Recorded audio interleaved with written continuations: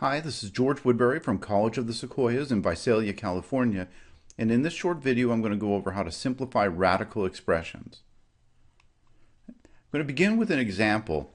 We want to simplify the square root of x to the ninth power, and we're going to assume x is non-negative. Now, one way to think of square roots, we're looking for pairs of factors that can come out as 1. So, although I wouldn't recommend you do this in every problem, let's start by writing x to the ninth as x, times x, etc., where we're using x as a factor 9 different times. Okay. Here's a pair of factors that are the same, and we know from before that the square root of x squared is equal to x when we know x is non-negative. So this allows us to take one factor of x to the outside. Here's another group of 2. That will give us our second factor of x outside the square root. Here's a third pair and a fourth pair. And notice we're going to have one factor of x that's going to remain unpaired. Taking all 4 of these out to the front of the square root, this is the same as x to the fourth power times the square root of the single factor of x which remains inside the square root. Again, basically the idea here is every 2 on the inside is equivalent to 1 on the outside. This radical is considered simplified, but let's talk about a quicker way to get from the problem to our result here. So if I divide the index of the radical 2 into 9, it goes in 4 times with a remainder of 1. The quotient tells me how many factors are coming out. The remainder tells me how many factors are staying in. Right, let's use that in a few examples. Let's simplify the square root of a to the 23rd power, again assuming a is non-negative. So when I divide 23 by 2, again you should use long division for this, but that's going to be 11 with a remainder of 1. That tells me that a to the 11th is the expression in front of the square root, and a to the first power, or simply a, is the expression that stays inside the square root. Now, a radical is considered simplified whenever the power of any base inside of it is less than the index of the radical, which here is 2. So since this power of 1, which we don't usually write, is less than the index of 2, which again we do not write, then this is considered simplified. Okay. Let's try it with a root other than a square root. The third root of b to the 44th power. Now here, because it's an odd root, it doesn't even matter if b is non-negative or not, but we'll leave that assumption in. If I divide 44 by 3, let me do this out one time. 3 goes into 4 once, bring down the 4. 3 goes into 14 4 times with a remainder of 2.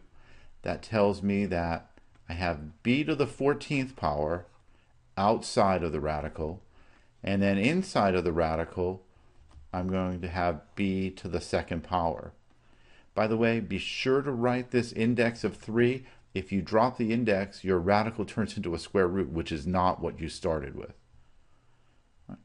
One last problem to work through here. What's different about this problem? Well, we have 2 variables, but we handle this the same way. I divide 5 into 17 to determine what comes out and what stays in for x, and then I'll divide 5 into 34 to determine the same for y. Let's begin with the variable x first. 5 goes into 17 3 times with a remainder of 2. Now 5 goes into 34 6 times, so I get y to the 6th on the outside with a remainder of 4, y to the 4th on the inside. Okay. Let's move over to problems that don't contain variables, but instead we're just taking the square root of a number here. Now we don't know the square root of 24, we know the square root of 25 is 5, so this answer is close to 5, but it's not exactly 5. When we're taking a root of a number that we don't know the exact square root of, the first thing we want to do is find the prime factorization of 24, that value. Lots of different ways to break down 24. You could use 2 and 12, 3 and 8, 4 and 6. I'm going to begin with 4 and 6. I know that 4 is equal to 2 times 2. I know that 6 is equal to 2 times 3, and those are all prime. So the square root of 24 is equal to the square root of 2 times 2 times 2 times 3. And because it's a square root, we're looking for pairs. Here we have a pair of 2's that will come to the outside as a 2. But the remaining factors are unpaired, and so I just multiply those together. 2 times 3 is 6. So the square root of 24 simplifies to be 2 times the square root of 6. By the way, on this line, where I had 4 times 6, this is a pretty convenient factoring, because I know that the square root of 4 is 2, and I don't know the square root of 6. There's no perfect square that divides into 6 evenly other than 1, so the 6 is going to stay inside. So either you can factor it all the way through, or you can look for convenient factorings for that type of radical you're working with. Let's try one together. Square root of 28. Let's go to a factor tree first. 28 is the same as 2 times 14. 2 is prime. 14 is 2 times 7, and both of those are prime. So the square root of 28 is the same as the square root of 2 times 2 times 7. Again, because it's a square root, we're looking for factors that repeat in pairs. We have a pair of 2's that comes out as a 2. The 7 stays behind. Now, another way to think of this is 28 is the same as 4 times 7. I know the square root of 4 is 2, and the square root of 7 I don't know. Let's try one with a third root. Here I'm looking for the third root of 540. Well, this is going to take a little while to factor, but I know that 540 is the same as 10 times 54. Whenever a number ends in 0, we know that 10 is a factor of that number, and 10 can easily be factored as 2 times 5. Both of those are prime. 54, if I think about my multiplication facts, I know that's equal to 6 times 9, and I can easily break down 6 to be 2 times 3, both prime, and 9 to be 3 times 3, both prime.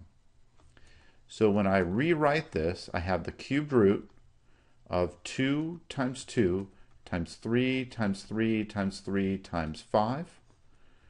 And because the index is 3, I'm looking for repeated factors in groups of 3, and I only have one group of 3. That's the 3 3's. So that comes out. And inside the cubed root, I'm going to multiply 2 times 2 times 5, which is 20. So the cube root of 540 simplifies to be 3 times the cube root of 20. One last example, mixing the two ideas together. I have a square root of a product of a constant and a variable term. I'm going to begin by factoring 150. Using the same approach as last time, I know that 10 is a factor. 10 is 2 times 5. 15 is 3 times 5, and those are all prime. So I have the square root of 2 times 3 times 5 times 5, writing those in ascending order, and then x to the 19th. Because it's a square root, for the constants, I'm taking out groups of 2. So I can take out a 5, and left in the square root, I'm going to have 2 times 3, or 6. Now I turn my attention to the variable. 2 goes into 19 9 times with a remainder of 1. The 9 tells me that I'm going to have x to the 9th outside the square root.